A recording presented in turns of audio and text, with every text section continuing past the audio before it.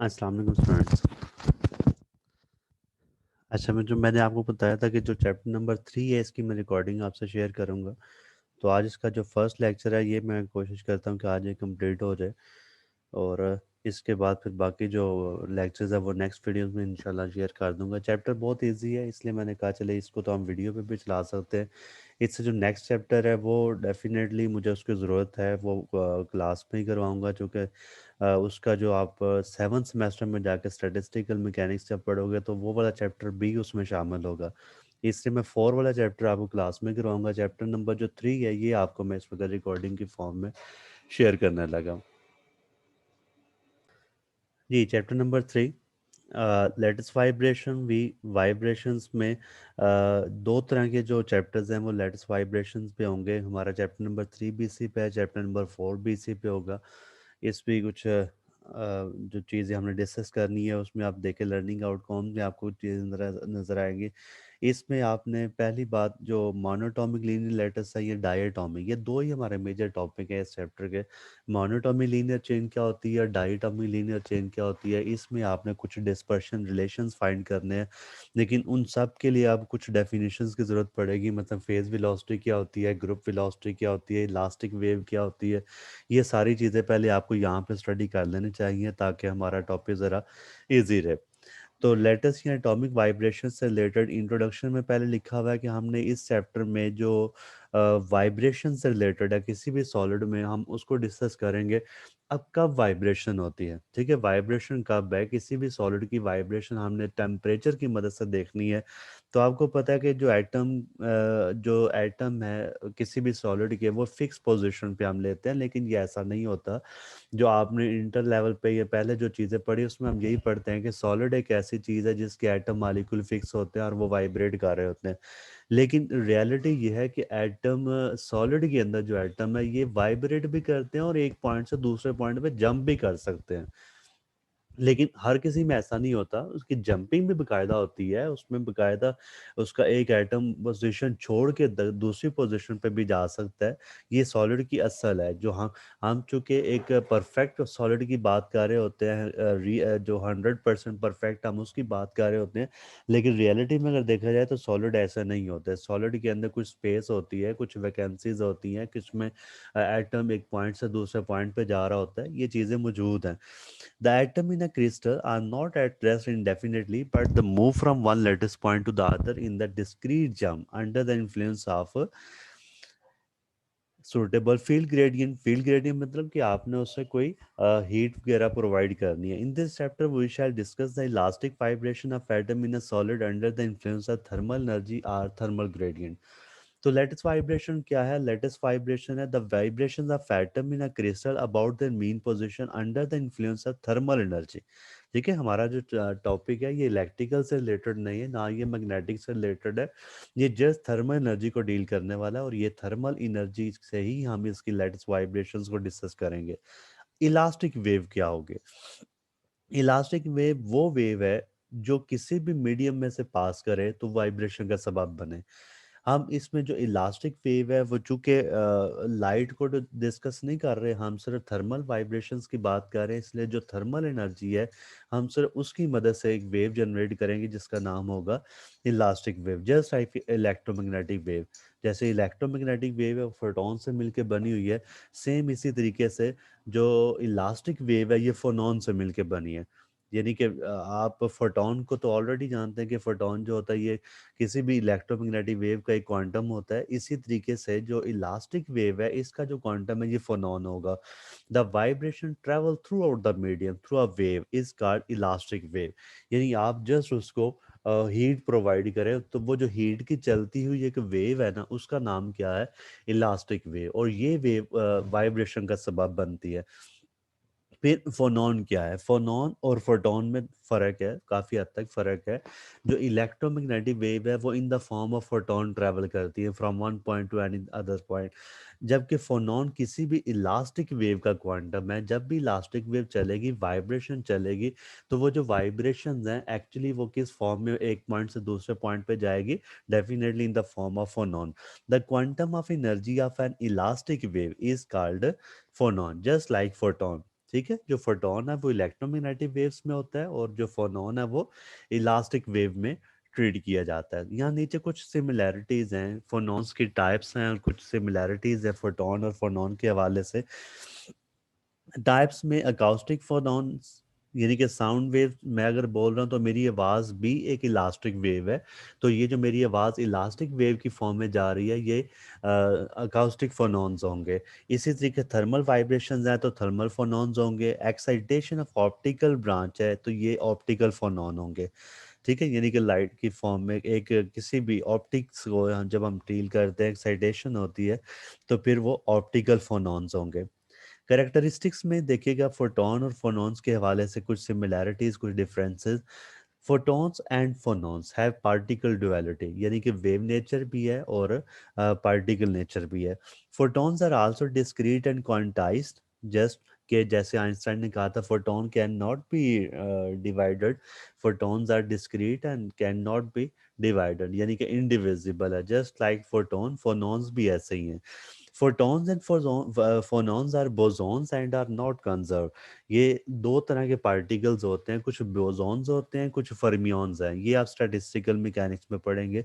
फिलहाल मैं इतना ज़रूर बताऊंगा कि जो बोसॉन्स होते हैं इनकी इंटेग्रल स्पिन होती है और जो फर्मियंस होते हैं उनकी हाफ ऑर्डर इंटेग्रल स्पिन होती है। ठीक है, उसकी ऑर्डर इंटेग्रल्स में जाती है लेकिन वो हाफ में होगी। तो जो बोसॉन्स है ये इवन में जाते हैं, यानी कि इनके इंटेग्रल स्पिन है। तो जो इंटेग्रल स्पिन है ये पॉली एक्सक्लूजन प्रिंसिपल को भी नहीं मानते और फर्मियंस जो है वो पॉली एक्सक्लूजन प्रिंसिपल को मानते हैं, तो ये कंजर्व भी नहीं है। ठीक है, ये किसी भी वक्त क्रिएट भी हो सकते हैं और किसी भी वक्त ये डिस्ट्रॉय भी हो सकते हैं।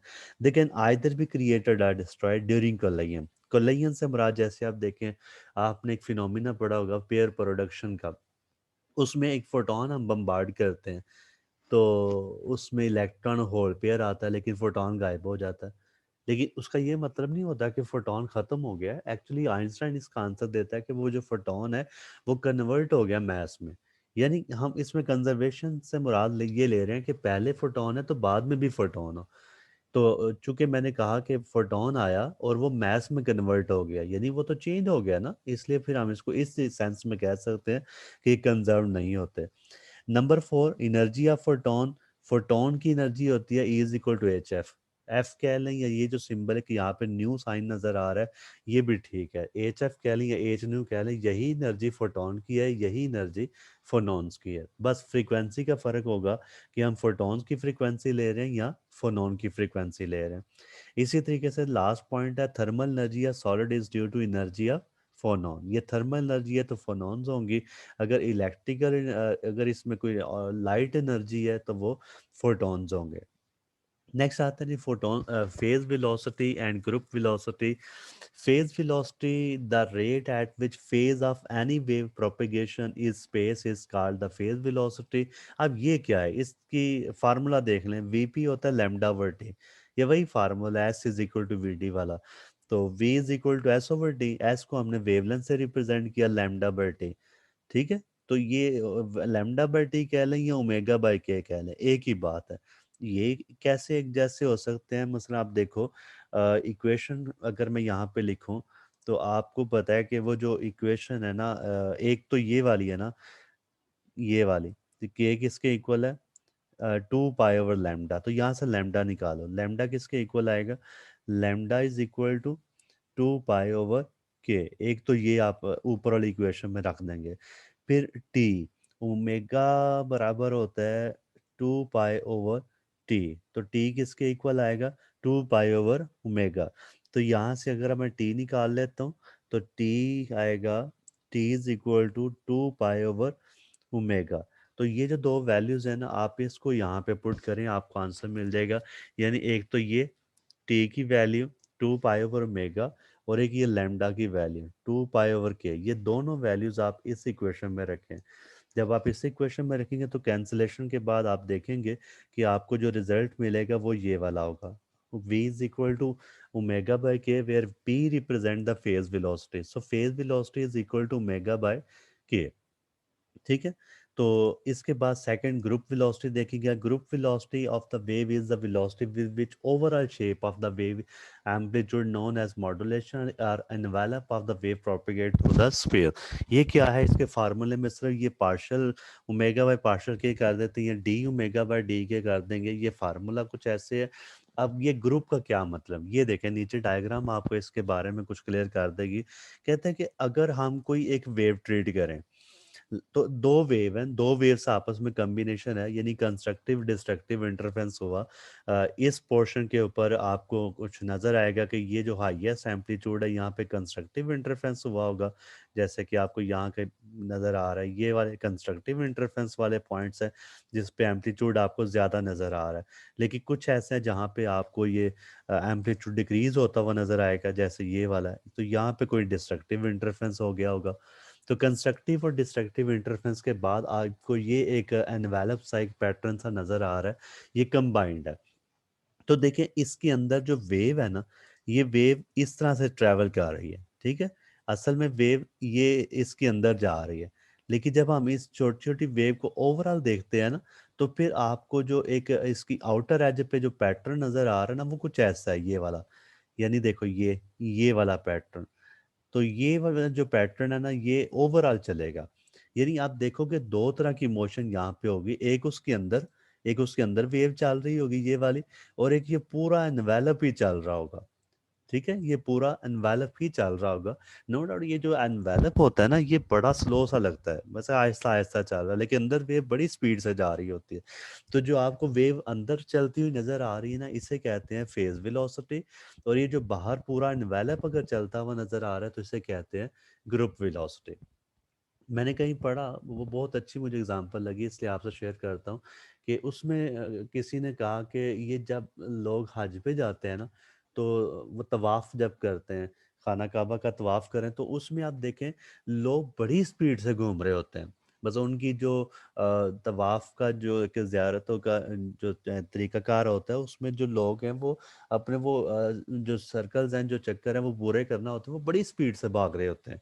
लेकिन कभी आपने देखा हो कि ओवरऑल जब कैमरा ऊपर से दिखाते हैं ना, तो वो सारे के सारे लोग ना ओवरऑल भी चल रहे होते हैं, लेकिन वो ऐसे लगता है जैसे बहुत हल्की स्पीड पे जा रहे हैं।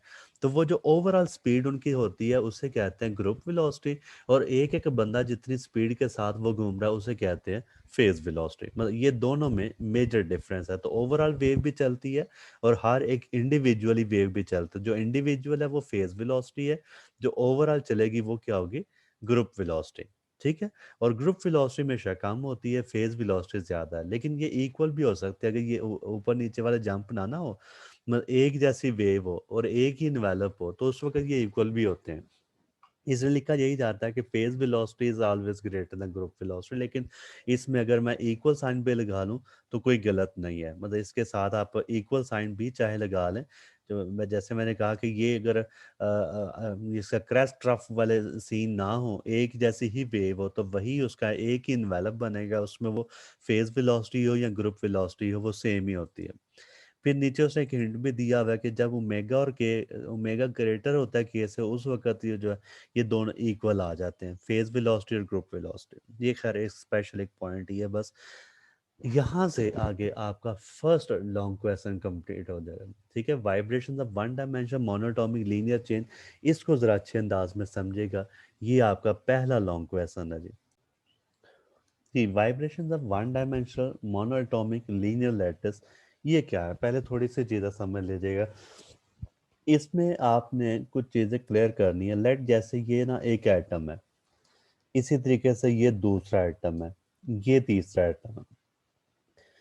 जो एक एटम है ना, ये लीनियर चेन तभी बनाता है जब इनकी आपस में कोई फोर्स होती है, कोई फोर्स ऑफ अट्रैक्शन या फिर फोर्स ऑफ रिपल्जन, इस तरह के कुछ दरमियान में कोई बॉन्डिंग फोर्स होनी चाहिए।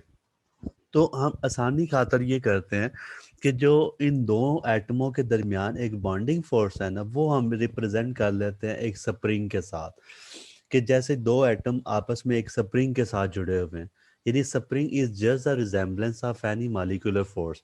तो दो एटम है, उनके दरमियान कोई फोर्स आपस में लग रही है, तो इसको हम एक स्प्रिंग की फॉर्म में शो कर लेते हैं। और आपको पता है एक स्प्रिंग जब अट्रैक्ट या रिपेल करता है तो उसके अंदर एक फोर्स होती है, उसमें एक वो फोर्स कांस्टेंट का एक फैक्टर है, वो भी यहाँ पे आएगा। ये सारी चीज़ें जो हम सिंपल हार्मोनिक मोशन में लेते हैं वही चीज़ें अब यहाँ पे डिस्कस करने जा रहे हैं।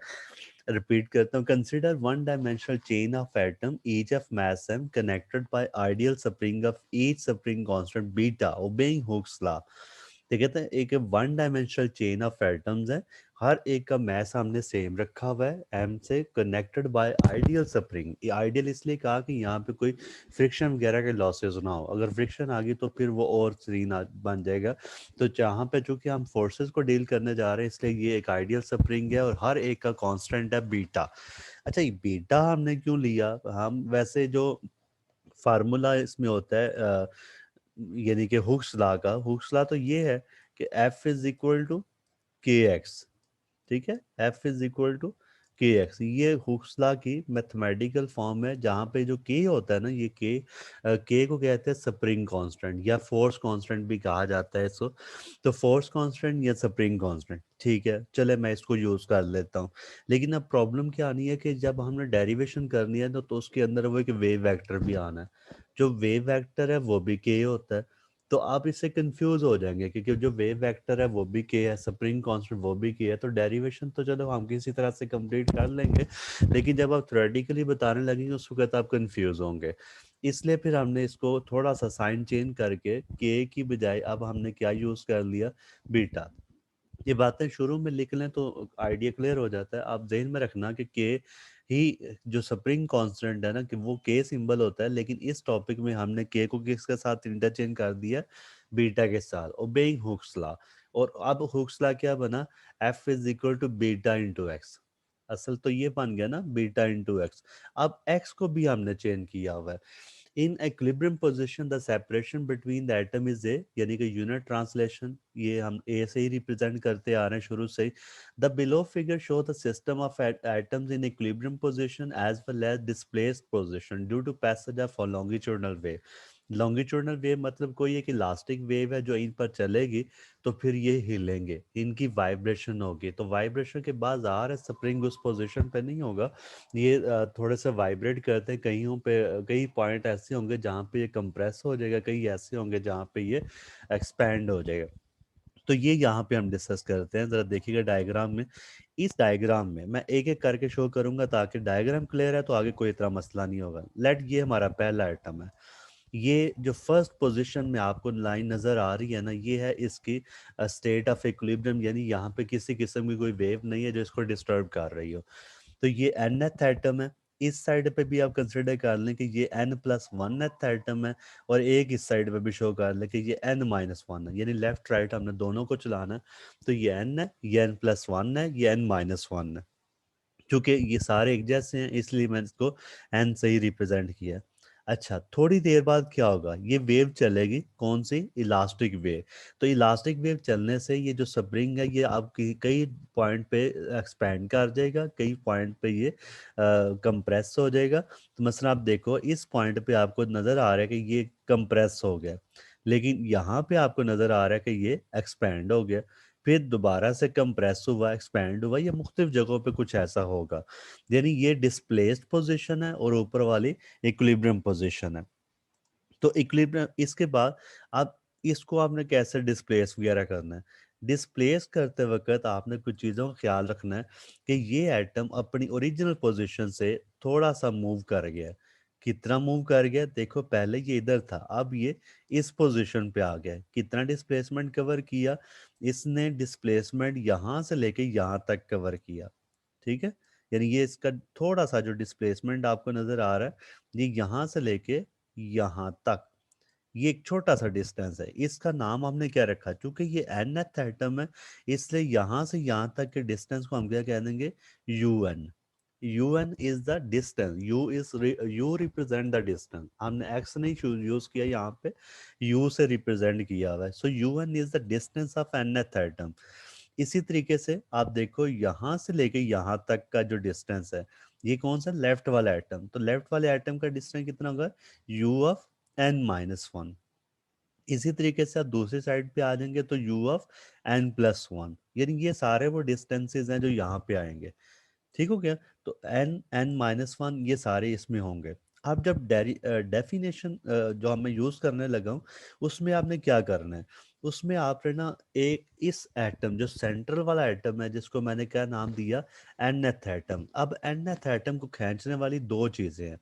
एक आपको पता है कि nth एटम को ये वाला खींच रहा है और एक nth एटम को ये वाला भी खींच रहा है, यानी इसके ऊपर दो फोर्सेस हैं और दोनों ऑपोजिट होंगे। अब आपने दो फोर्सेस निकालनी है। जब दो फोर्सेस निकालेंगे तो जो लॉ है वो टोटल फोर्स तो फिर ये हो जाएगी F=F1+F2, यानी एक लेफ्ट वाली लगा दीजिएगा, एक राइट वाली लगा दें। अब वो क्या होगी, मैंने अभी एक्सप्रेशन लिखा था F=K(x), ठीक है, F=K(x).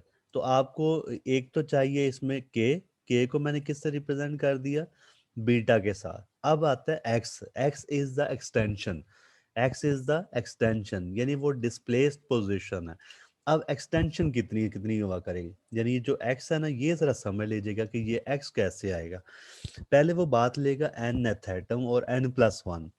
nth और n+1 के दरमियान जो एक्सटेंशन है ना, उसको हम कुछ ऐसे लिखेंगे, un+1 माइनस un, यानी इसका जो डिस्टेंस है उसमें से इसका डिस्टेंस माइनस कर दें, ये एक्सटेंशन होगी।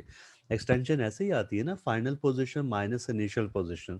तो इस वक्त nth कितनी पोजीशन पे चला गया, un+1, इसमें से un निकाल दें तो आपको ये एक एक्सटेंशन नजर आएगी जो कि इस डायग्राम में यहां से लेके यहां तक है।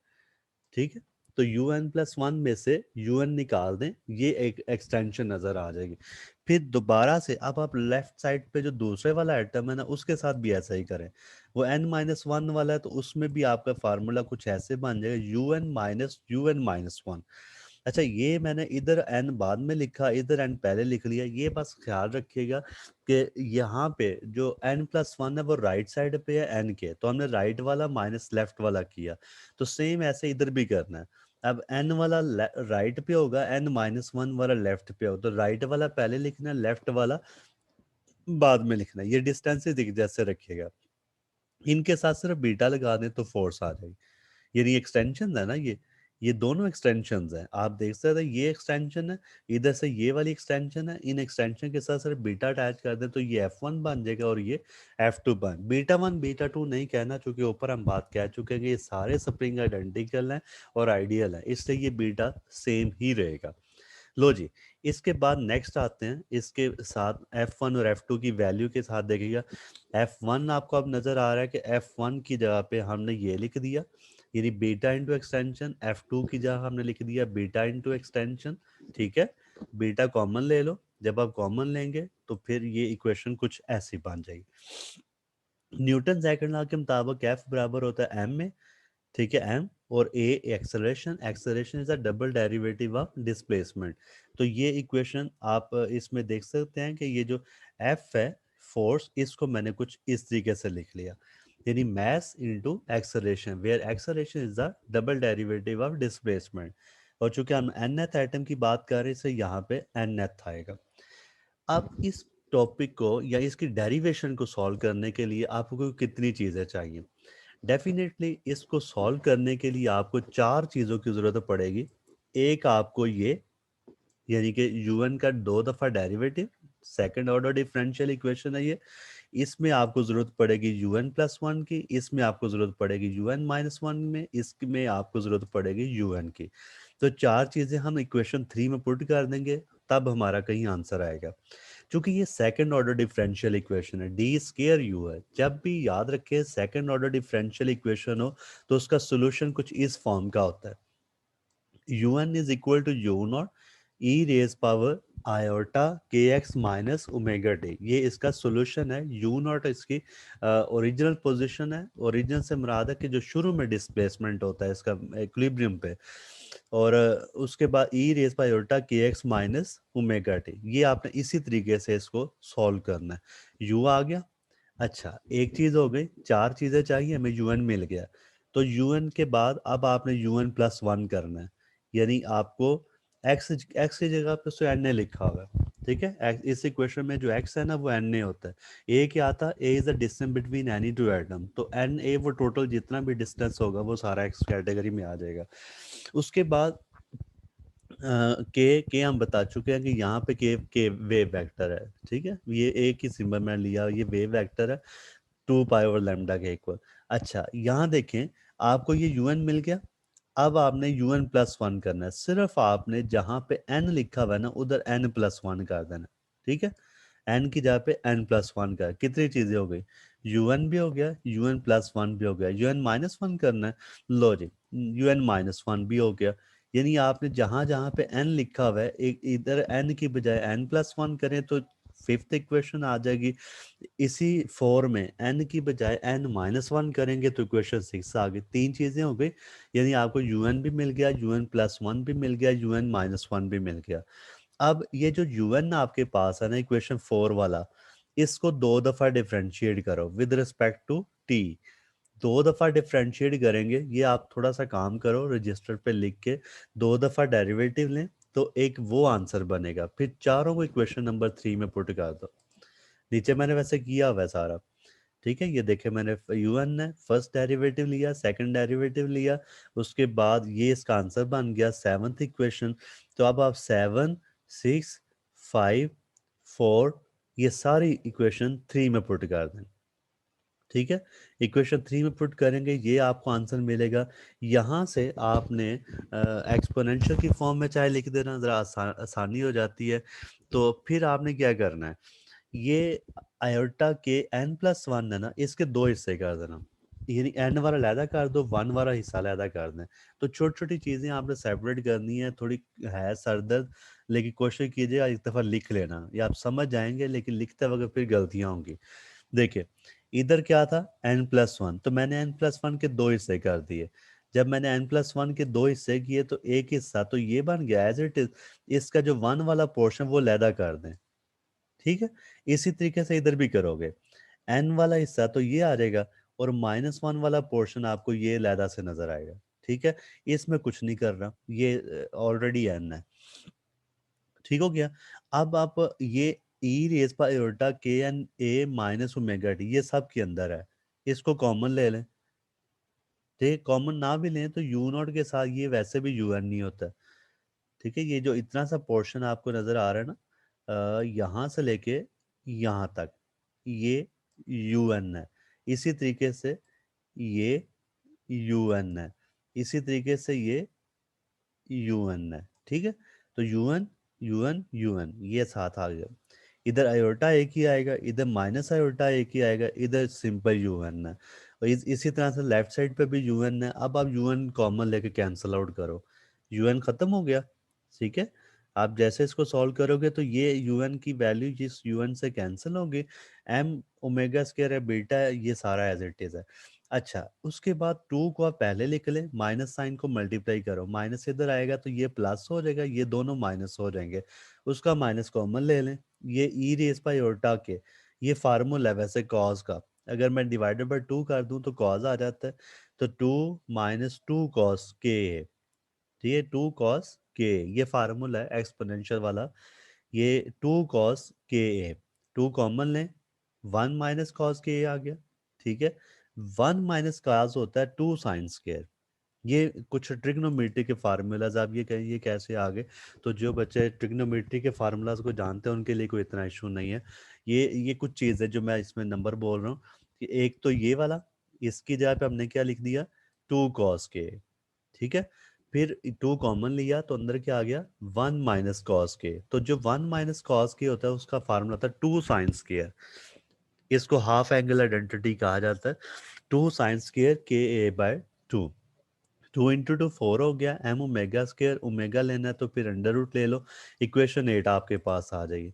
अच्छा इक्वेशन 8 जो आई है ना, इसे कहते हैं डिस्पर्शन रिलेशन, ठीक है। If we consider only its magnitude तो प्लस माइनस से छोड़ दें, सिंपल नंबर लिख लें, इस इक्वेशन का नाम है डिस्पर्शन रिलेशन। अब ये पेपर में भी जब क्वेश्चन आता है तो उसमें आपने यही लिखा होता है कि derive the dispersion relation for the monoatomic linear chain, यानी मोनोटॉमिक लीनियर चेन है, इसका डिस्पर्शन रिलेशन निकालें, ये आपने करना होता है, ठीक है, मोनोटॉमिक के लिए। अगर डाइटॉमिक है तो वो अगला टॉपिक है। वैसे डाइटॉमिक वाला भी पेपर में आया हुआ है, वो बहुत लेंथी है, बहुत लेंथी है, उसको सॉल्व करते हुए 10 नंबर का क्वेश्चन होगा, लेकिन अच्छा खासा लिखना पड़ता है। तो ये अगर मोनोटॉमिक है तो डिस्पर्शन रिलेशन आएगा, फिर इसका ग्राफ ड्रॉ कर दें। ये ग्राफ है इसका, ये सारा जो ग्राफ है ना, इसको हम कैसे एक्सप्लेन करेंगे। पहली बात देखो, फार्मूले के अंदर साइन है, ठीक है। अगर साइन है तो ओमेगा और के के दरमियान ग्राफ बनना है। ओमेगा और वर्टिकल साइड पे ओमेगा रखेगा, हॉरिजॉन्टल साइड पे के है। ये जो हॉरिजॉन्टल साइड आपको नजर आ रही है ना, ये के है। तो ओमेगा और के का जब आप ग्राफ ड्रा करोगे तो आपको इस तरह की शेप एक मिलेगी, ये वाली। क्योंकि साइन जीरो जीरो होता है, इसलिए ग्राफ जीरो से शुरू होगा और पॉजिटिवली इंक्रीज होगा यहाँ तक, फिर आगे चलेगा, फिर आगे चलेगा। ये पाई ओवर ए कहाँ से आया, ये नीचे सारी डेरिवेशन मौजूद है। अभी फिलहाल मैंने ग्राफ बताया कि इसका जो ग्राफ है वो इस शेप का है। इसको डिस्पर्शन रिलेशन क्यों कहते हैं, ये भी अभी आपको समझ नहीं आई होगी। ये नीचे सारा कुछ लिखा हुआ है कि देखो डिस्पर्शन क्यों कहते हैं। ग्राफ बनाएं, अब कुछ चीजें, मैक्सिमम फ्रीक्वेंसी कब होगी, देखो ऊपर वाला फार्मूला, डेफिनेटली मैक्सिमम फ्रीक्वेंसी तब होगी जब साइन का आंसर 1 होगा। तो साइन का आंसर 1 कर दो, omega equal to under root beta over m हो जाएगा, ठीक है। 2 under root beta over m. यहाँ पे एक गलती है इसमें, फिर उसने ओमेगा लिखा 2 pi f, f mean nu, nu sign use कर लें या फ्रीक्वेंसी यूज कर लें, एक ही बात है। यहाँ से 2 कट जाता है, ठीक है, ये 2 कट जाता है, उसने यहाँ लिखा हुआ है, ये गलत है, इसको बस ठीक कर लीजिएगा। तो 2 कैंसिल हुआ, इक्वेशन नंबर 10 आ गई। मैक्सिमम फ्रीक्वेंसी अगर वो कहता है तो ठीक है, नहीं तो ना भी लिखे, कोई इशू नहीं है। नीचे वाला जो दो टॉपिक है ना, ये जरूर ऐड करना है, मैक्सिमम वेवलेंथ है और मिनिमम वेवलेंथ है फॉर लॉन्गर वेवलेंथ। देखिए लॉन्गर वेवलेंथ फार्मूला आपके पास है, lambda is equal to pi over k, या k is equal to pi over lambda. Longer wavelength mean shorter k, longer wavelength mean shorter k, यानी longer wavelength है तो के की शॉर्टर वैल्यू ज्यादा इंपॉर्टेंट होगी, ठीक, के की शॉर्टर वैल्यू ज्यादा इंपॉर्टेंट होगी। आपको पता है इक्वेशन में साइन थीटा अप्रोक्सीमेटली थीटा होता है अगर एंगल स्मॉल हो। क्योंकि मैंने कहा के की स्मॉलर वैल्यू हमारे लिए मोस्ट इंपॉर्टेंट है, इसलिए ये इक्वेशन हम कुछ इस फॉर्म में लिखेंगे, sine theta is approximately equal to theta. यहाँ पे थीटा हमारा क्या है, के a/2, ठीक है। तो यहाँ पे आप साइन के a/2 को लिख दो, के a/2, 2 से कट गया, तो ये इक्वेशन आ गई ओमेगा की। पहले आपने लॉन्गर वेवलेंथ के लिए ये निकाल देना। जैसे आप ये निकालोगे, इसके बाद फेज वेलोसिटी और ग्रुप वेलोसिटी की डेफिनेशन लगाओ। आपको पता है के जस्ट डिवाइड कर देना, ये के इधर ले आओ, इक्वेशन 11 का जो के है वो इस साइड पे आ जाए, ओमेगा बाय के, इसको इसका नाम है फेज वेलोसिटी। तो फेज वेलोसिटी का फार्मूला क्या बना, a under root beta over m, ठीक हो गया। अब ग्रुप के लिए, ग्रुप के a beta over m phase velocity, group के लिए करोगे तो डी ओमेगा, इधर आ जाएगा डी के डिवाइड करो तो आंसर देखो फिर वही आया। इसका मतलब है फेज वेलोसिटी और group velocity monotony linear chain के लिए लॉन्गर वेवलेंथ के ऊपर क्या है, सेम, ठीक है। लॉन्गर वेवलेंथ है तो ये वैल्यू सेम होगी, ठीक है। एक तो ये रिजल्ट होगा। अच्छा सेकंड, अब आपने स्मॉलर वेवलेंथ पे आना। स्मॉलर वेवलेंथ और high frequency mean, smaller wavelength है तो आप फिर से एक दफ़ा इसको लिख लें। लैम्डा किसके इक्वल था हमारे पास, lambda is equal to 2 pi over k, ठीक है, 2 पाई ओवर के। जब आप इसकी वेवलेंथ को शॉर्टर ले रहे हैं, स्मॉलर, तो डेफिनेटली हम के की लॉन्गर वैल्यू मोस्ट इंपॉर्टेंट है। अगर के छोटा है तो उसको आप निगलेक्ट कर सकते हैं। तो इस इक्वेशन में ये फेज वेलोसिटी है कि ओमेगा ओवर के, ओमेगा की ये वैल्यू ऊपर हमने ड्राइव की, डिस्पर्शन रिलेशन उसको के से डिवाइड कर दें। इसको जैसे इसके अंदर एंगल है ना, यानी कि के a/2 ये वाला, नीचे क्या है अभी फिलहाल के, तो आप ना a/2 से मल्टीप्लाई और डिवाइड कर दो। जब a से मल्टीप्लाई डिवाइड करोगे तो देखो ये नीचे a के a/2 बन जाए, इसी तरीके से ये a/2 करोगे तो वो 2 से कट जाएगा, ठीक है। लिख के देखेगा आपको समझ आ जाएगा, 2 कट जाएगा। तो ये बन गया साइन थीटा ओवर थीटा। ये असल में एक लिमिट का फंक्शन है जो मैं इसमें यूज करना चाह रहा हूँ। तो साइन थीटा ओवर थीटा, ये फेज वेलोसिटी आ गई। The phase velocity become zero इधर है फेज वेलोसिटी तब होगी जब साइन जीरो है, तो साइन जीरो को जीरो पुट किया तो k a by two sine of inverse zero, sine inverse zero होता है plus minus n pi. N की वैल्यूज आप वन से स्टार्ट कर लें या चाहे जीरो से भी कर लें, वो ठीक है, लेकिन हम इसको आगे वन से स्टार्ट कर रहे हैं अगले फेज के लिए। ठीक है जी। तो वैल्यू पुट कीजिएगा, आपको इसमें के आंसर मिलेंगे। तो के का जो आंसर आएगा, ये देखें के के डिफरेंट आंसर आ गए। ये के वही आंसर आए हैं, 2 पाई ओवर ए 4 पाई ओवर ए। ऊपर जरा ग्राफ देख लें, ग्राफ में ये देखो पाई ओवर ए 2 पाई ओवर ए, बल्कि ये नीचे वाले ग्राफ से आपको समझ है, वो तो एक जनरल सा ग्राफ है ना, ये स्पेशल है लो फ्रीक्वेंसी के ऊपर। ये देखें हमारा टॉपिक है स्मॉलर वेवलेंथ, तो स्मॉलर वेवलेंथ के ऊपर ये हमारा फेज वेलोसिटी का आंसर क्या है, 2 पाई ओवर ए 4 पाई ओवर ए, ये यहाँ से मिल जाएगा। ये फेज वेलोसिटी है, पाई ओवर ए 2 पाई ओवर ए 4 पाई ओवर ए, देखो ये सारे आंसर इस पे जीरो पे आएंगे। यानी पाई ओवर ए पे ये जीरो, फिर 2 पाई ओवर ए पे जीरो, फिर 4 पाई ओवर ए उस पे जीरो। तो जो आंसर आपके यहाँ पे निकलेंगे वो सारे अपने ग्राफ में लेबल करते जाना। ठीक है। अच्छा ये मेरा ख्याल है एक,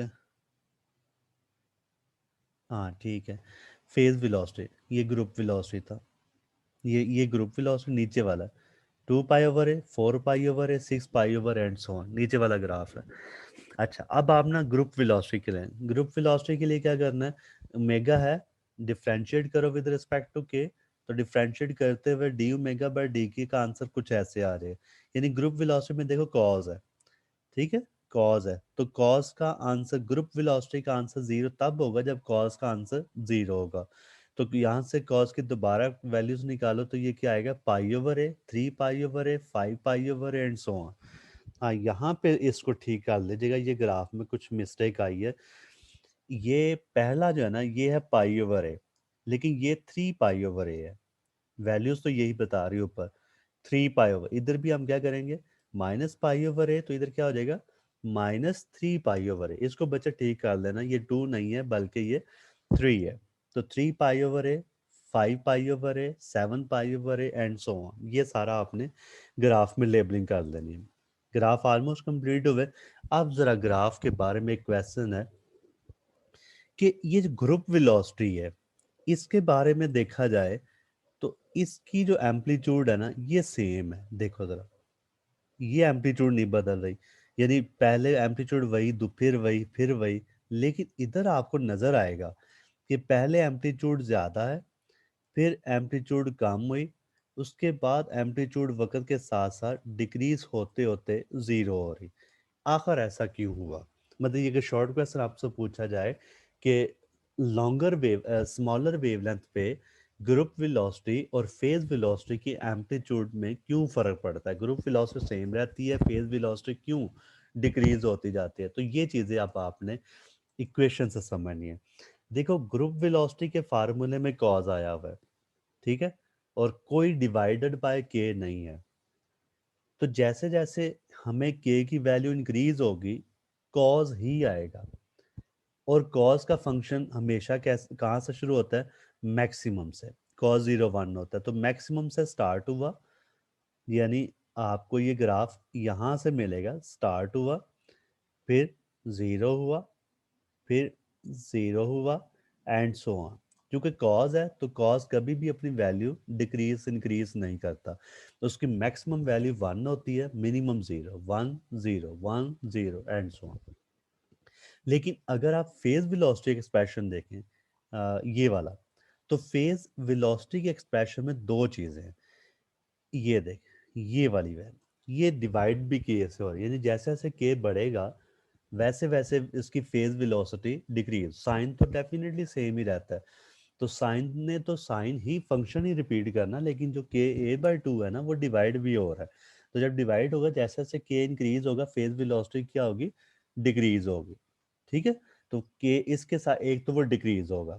दूसरी चीज एक और देखो जो इस पे भी हैरान कुन चीज है, वो ये कि जब हम फेज वेलोसिटी एक्सप्रेशन देखते हैं उसमें साइन आया हुआ है, और साइन का ग्राफ अगर देखा जाए, साइन का ग्राफ तो इधर से शुरू होता है, ये ग्राफ हमने यहाँ से शुरू किया हुआ है।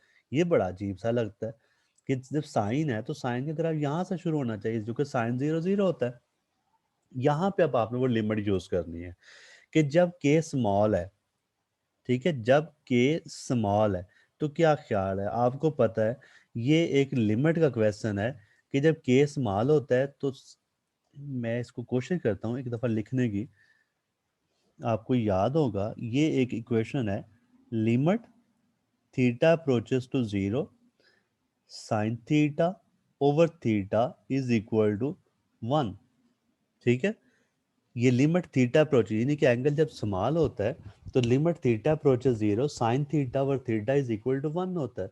इसका मतलब जब हमने के की स्मॉलर वैल्यू जब इसमें पुट करनी है ना तो ऑलरेडी फेज वेलोसिटी का आंसर 1 आएगा। इससे ये ग्राफ जीरो से नहीं बल्कि 1 से शुरू होगा। ये ग्राफ जीरो से नहीं बल्कि 1 से शुरू होगा। इससे ग्राफ देखो यहाँ से शुरू हो रहा है, ठीक है, बाकी वो डिक्रीज इसलिए हो रहा है जो के डिवाइड हुआ पर है। वो ये सारी बातें मैंने यहाँ पे लिखी हुई हैं, ठीक है जी। मैक्सिमम वैल्यू, मिनिमम वेलोसिटी, ये फिर आगे आपने इसको रीड आउट कर लेना है। डायनामिक्स और डायटोमिक लीनियर लेटर्स, ये हमारा नेक्स्ट टॉपिक होगा इंशाल्लाह। ये वीडियो बाद में शेयर करूंगा, थोड़ी सी लेंथी ज़रूर है वीडियो, लेकिन टाइम की वजह से मुझे ऐसे ही करना पड़ रहा है। अब आपको एक दफ़ा इसको अच्छी तरह से पढ़ना है और लिखना है, ठीक है, ये टॉपिक लिखना है, ज़रूर लिखिएगा, फिर आपको इसकी क्लियरेंस समझ आएगी।